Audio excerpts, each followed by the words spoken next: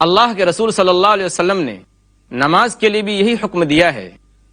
عن عمرو بن شعیب عن ابیہ عن جدہ رضی اللہ عنہما قال قال رسول اللہ صلی اللہ علیہ وسلم مروا اولادکم بالصلاة وهم ابناء 7 واضربوهم علیہا وهم ابناء 10 سنین وفرقوا بینہم فی المضاجع۔ سنن ابو داؤد حدیث نمبر 495۔